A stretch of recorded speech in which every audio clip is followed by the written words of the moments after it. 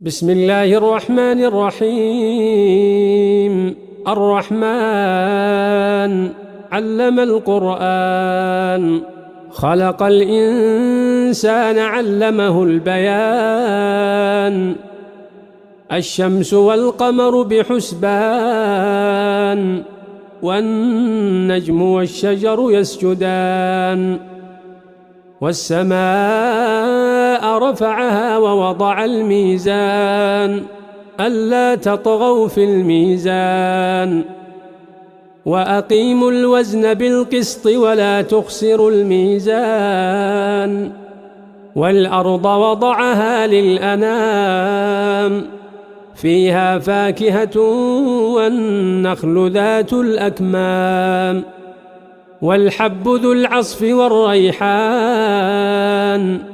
فبأي آلاء ربكما تكذبان.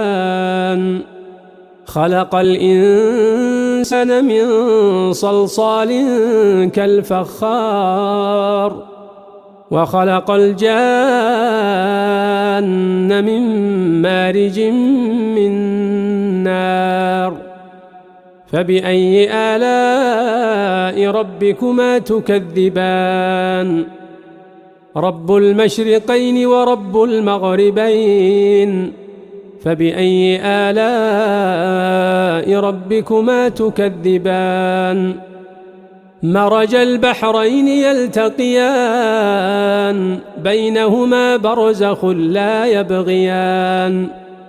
فبأي آلاء ربكما تكذبان. يخرج منهما اللؤلؤ والمرجان، فبأي آلاء ربكما تكذبان.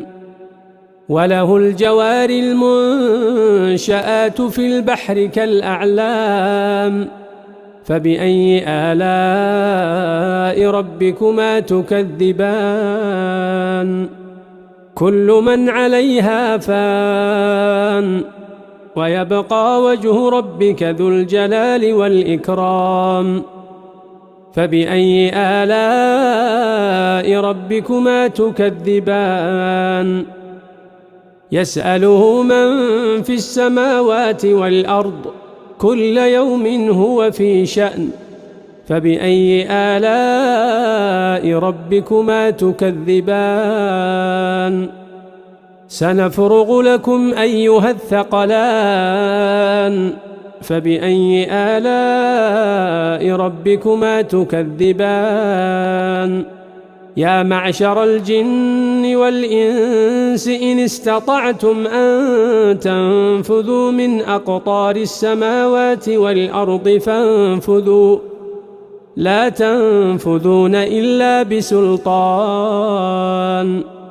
فبأي آلاء ربكما تكذبان. يرسل عليكما شواظ من نار ونحاس فلا تنتصران. فبأي آلاء ربكما تكذبان. فإذا انشقت السماء فكانت وردة كالدهان. فبأي آلاء ربكما تكذبان. فيومئذ لا يسأل عن ذنبه إنس ولا جان. فبأي آلاء ربكما تكذبان. يعرف المجرمون بسيماهم فيؤخذ بالنواصي والأقدام. فبأي آلاء ربكما تكذبان.